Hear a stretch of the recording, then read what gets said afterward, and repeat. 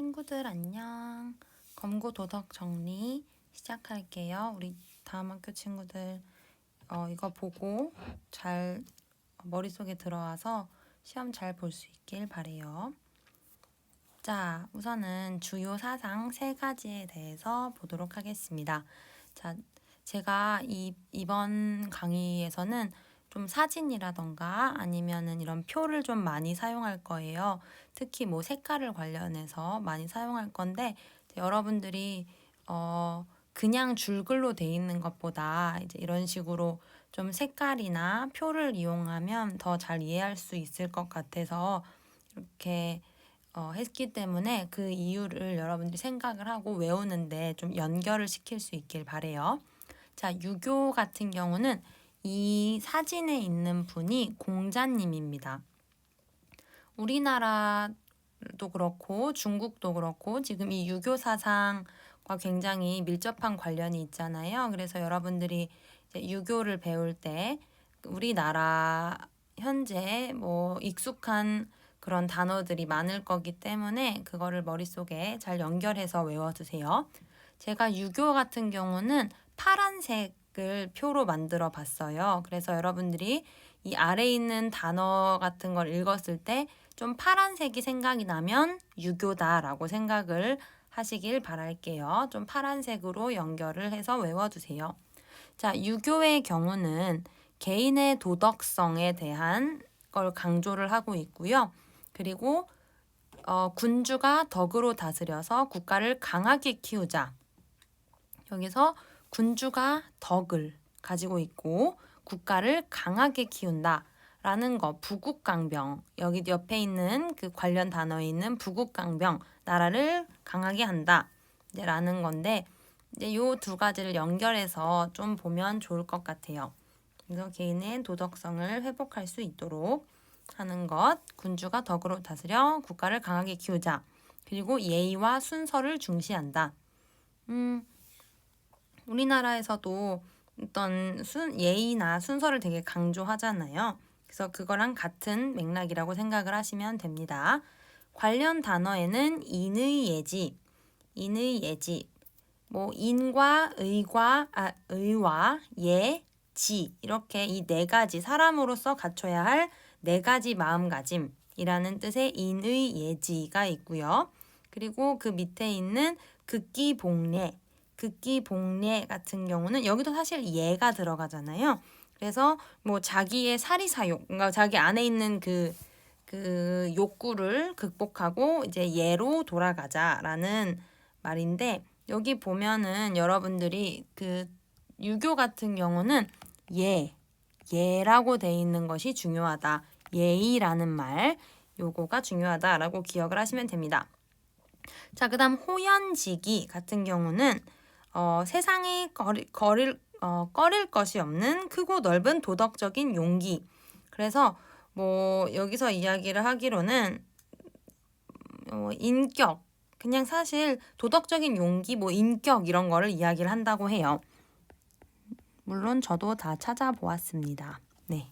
그래서 인의예지, 극기복례, 호연지기, 여기 말했던 부국강병, 나라를 강하게 만드는 거, 이런 이 4가지 단어가 있다면 여러분들이 유교와 관련이라고 생각을 하시면 되고, 특히 정명, 이거는 뒤에도 제가 설명을 할 건데요. 발을 정해 이름 명자를 써서 그 자기의 이름, 자기에게 주어진 이름 혹은 뭐 주어진 본분에 맞게 살아가라라고 공자님이 말씀하신 겁니다. 이거는 뭐 군주, 왕은 왕답게 살고 뭐 신하는 신하답게 살고 저는 교사이기 때문에 교사는 교사답게 살고 학생은 학생답게 살고 각자의 자기가 주어진 그런 이름에 맞게 살아가야 한다라고 말한 것이 정명이라는 건데 이것도 뒤에 나오니까 기억해 두세요. 자, 여기서 말하는 이상적인 인간상은 군주라는 것, 그리고 한국에 대입하자면 선비, 이 2가지를 기억을 해주시고 특히 많이 나오는 게 요 이상사회입니다. 유교에서 이상적으로 생각하는 사회는 대동사회. 자, 요거는 부국강병처럼 이렇게 기억을 하시면 좋겠어요. 대동사회. 요거 같은 경우는 더 자세한 설명은 제가 여러분들한테 전에 종이로 나눠주었던 거 기억나죠? 그래서 그거를 보시면 더 자세하게 이제 이해할 수 있기 때문에 그걸 봐주세요. 대동사회, 대자가 들어가면은 어쨌든 유교다라고 생각을 하시면 돼요. 나라를 크고 강하게 키우기 위한 방법. 자, 그 다음에 대표 인물은 공자, 맹자, 순자인데 가장 대표는 아무래도 공자님이겠죠. 여기 그래서 공자님 여기 있네요. 기억을 해주시면 됩니다. 자, 파란 색깔. 이거를 이제 랩업이라고 하죠. 정리를 하자면 예의와 관련된 거 유교, 예가 들어가야 하는 거고, 그리고 대동사회, 나라를 강하게, 크게 키우는 것이 목표이기 때문에 이상사회는 대동사회다. 기억을 하시면 되겠습니다. 이 뒤에 나오는 다른 두 가지 사상과 어떻게 다른지를 조금 이해하시면서 넘어가면 좋아요. 유교는 큰 사회, 대동사회. 자, 그 다음에 도교. 도교 같은 경우는 초록색을 해보았어요. 왜냐면은 요 사람이 신선이거든요. 신선. 그런데 그 신선이라는 사람이 다 자연, 지금 도교는 자연과 관련된 그 사상이기 때문에 초록색으로 해보았습니다. 설명에도 돼 있어요.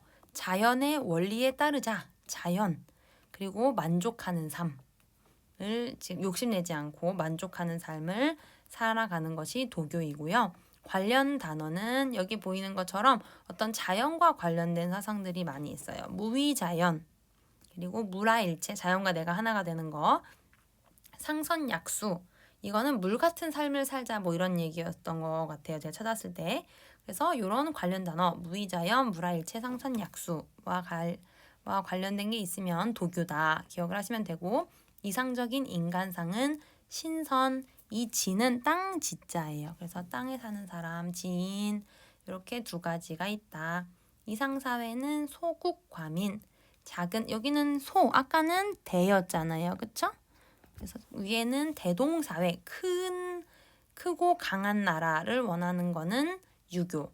그리고 작고 과는 충분하다는 뜻이잖아요. 그죠? 작은 나라에 충분한 사람들, 국민들, 이렇게 얘기해서 소국과민, 그런 작은 나라에서 만족하는 삶을 강조한 게 소국과민이고요.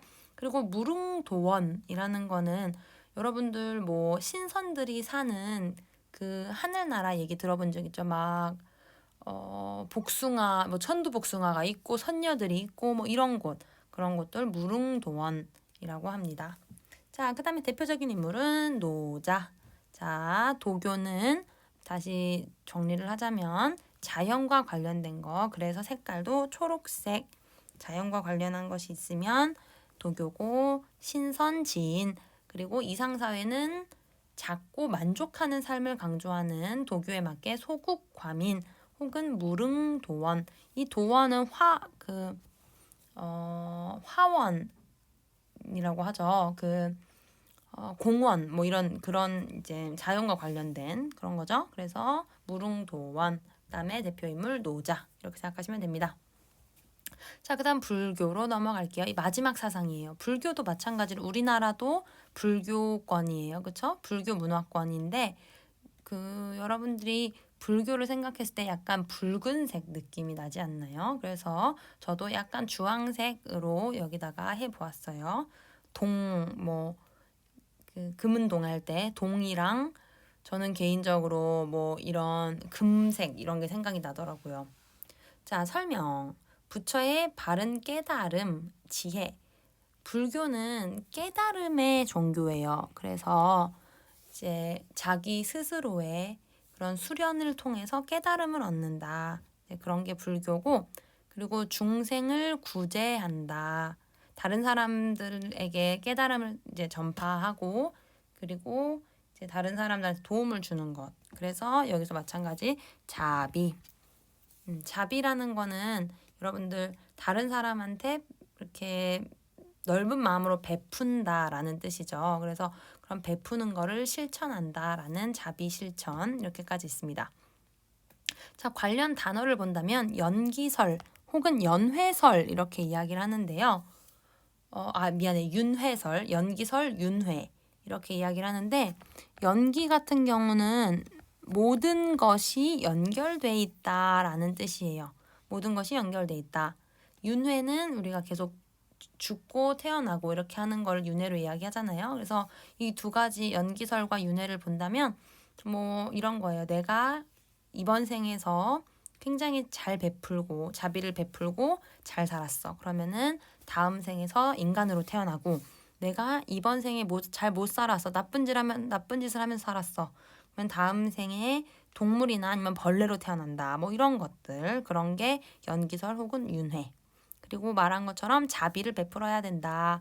그리고 팔 정도의 팔 정도는 여덟 가지의 그 도리를 이야기를 합니다. 그러니까 8가지 깨달음을 얻을 수 있는 방법이라고 생각을 하시면 돼요. 그래서 팔 정도. 그다음에 생명 존중 사상. 옛날에 책에서 뭐 어떤 스님 얘기가 나왔었는데 그 스님은 이렇게 신발이 이렇게 나막신을 신었다 그래요.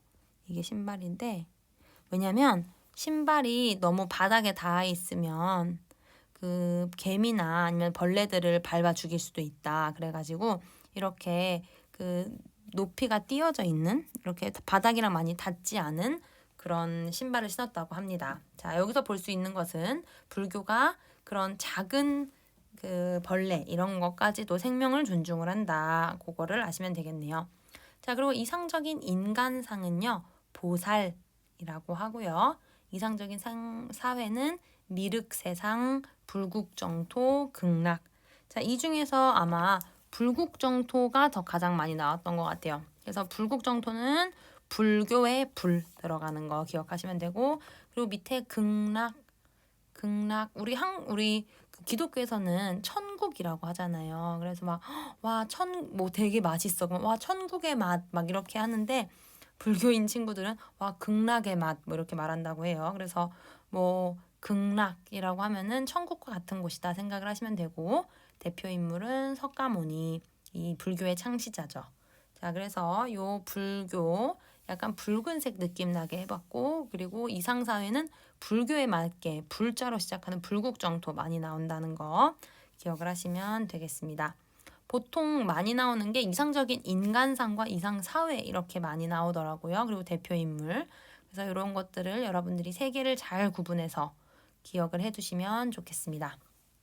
자, 그 다음 사상을 넘어서 이제 철학자로 넘어가 보겠습니다. 자, 고대 그리스 철학자에 대해서 볼 거예요. 자, 고대 그리스는 세 명이 중요합니다. 이렇게. 그런데 여러분들이 생각하기에 이 세 명이 이름이 좀 비슷해 보여. 그래서 누가 누군지 헷갈릴 것 같아요. 그래서 우선은 이렇게 그 이 세 명의 레벨을 좀 적어놨어요. 레벨이라고 할까? 그 계보라고 할 건데 왜냐면 소크라테스의 제자가 플라톤이고요. 플라톤의 제자가 아리스토텔레스입니다. 소크라테스가 플라톤을 가르쳤고 플라톤이 아리스토텔레스를 가르쳤어요. 그래서 어떻게 보면은 뭐 어느 정도 비슷한 서로가 서로한테 되게 영향을 주는 그런 철학자들이었는데요.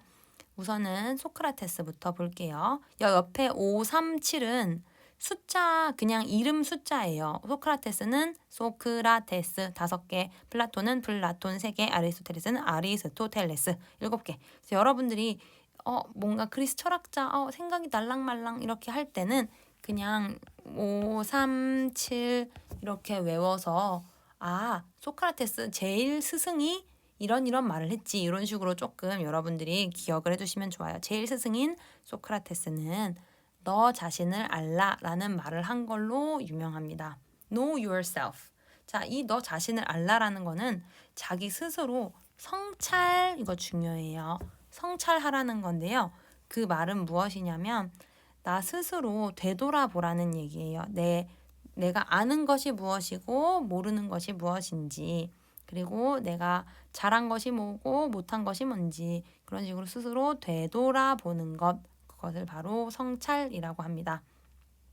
이 성찰 같은 경우는 성찰에 대한 설명이 나오고 뭐 이거를 강조한 철학자가 누구인가라고 하기도 하고 혹은 그 설명이 뭐를 설명하는 걸까라고 해서 정답이 성찰 이렇게도 합니다. 성찰에 대한 긴 줄글로 설명이 있고 이것을 뜻하는 말은 그러면 성찰. 네, 이렇게 있기도 해요. 소크라테스는 너 자신을 알라 성찰을 강조했고 절대적인 윤리를 중요하다고 말했다고 합니다.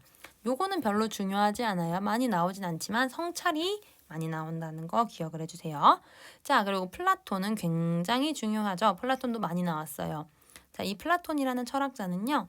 이 사람 제가 철학자라고 했잖아요. 그래서 이 사람이 강조한 거는 철인 정치, 철학자가 정치해야 된다라고 말했어요. 이 사람이 이름이 세 글자네. 그쵸? 철인 정치도 세 계급으로 나눴어요. 세 계급.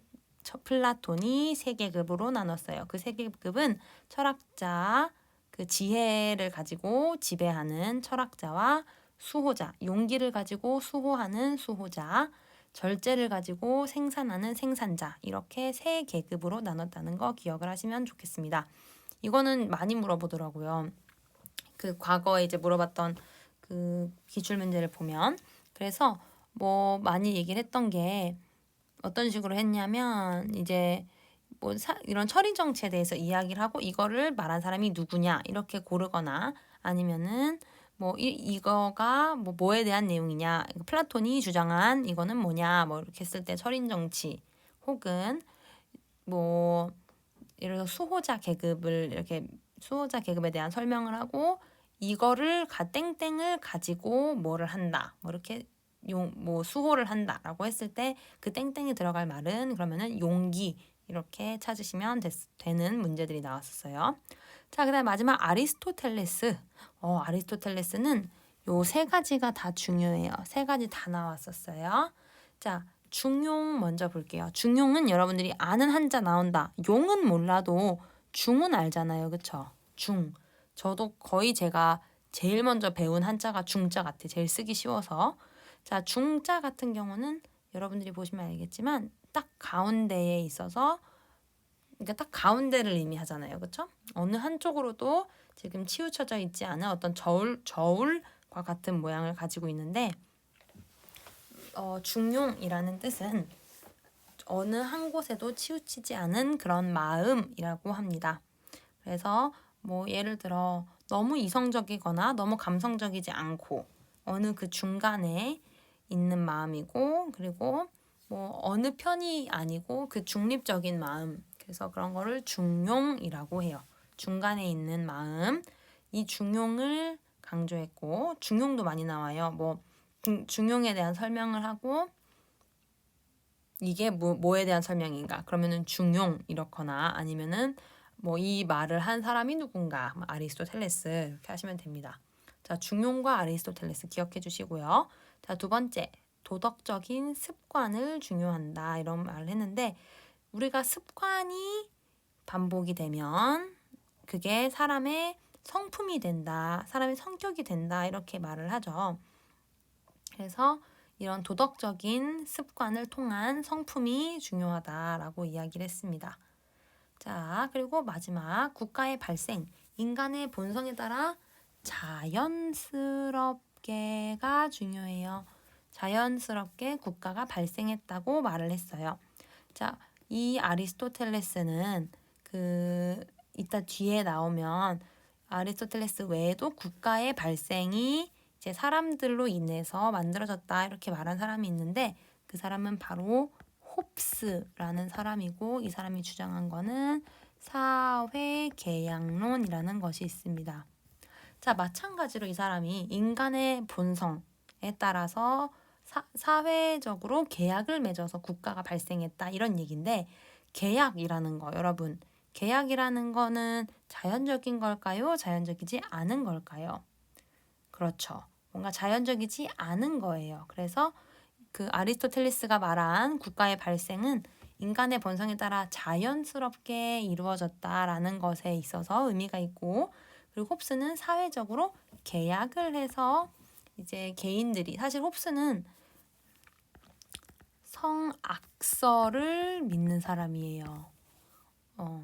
제가 지난주에 몇 명 친구들이랑 같이 도덕 특강을 했었는데 불러서 그 친구들에게 성선설을 믿니 성악설을 믿니라고 했더니 다 성악설이라고 하더라고요.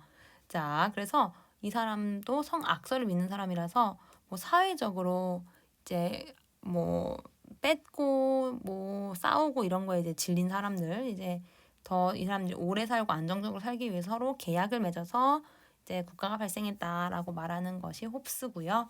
아리스토텔레스는 그냥 인간은 뭐 사람들끼리 서로 뭐 그룹핑을 하는, 좀 이렇게 뭐 단체를 만들어서 같이 이렇게 살고자 하는 그런 본성이 있어서 그거에 따라 자연스럽게 국가가 발생했다라고 말한 인물이라고 생각을 하시면 되겠습니다. 자, 고대 그리스 철학자 537 기억하시고 좀 더 쉽게 외우기 위해서 537 했고, 소크라테스는 너 자신을 알라라고 말한 거, 성찰에 대해서 중요하게 생각을 했고, 플라톤은 철인 정치 3계급으로 나눴다. 플라톤 이름 3개.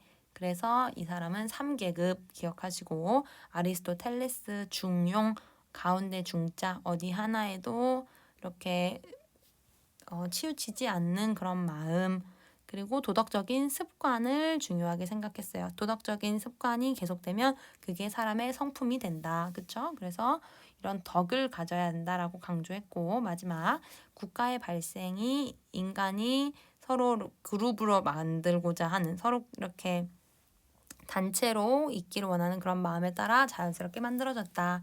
여기까지 고대 그리스 철학 넘어갈게요. 자, 그 다음에 헬레니즘. 헬레니즘이라는 거는 이제 그리스 철학의 영향을 받은 건데요.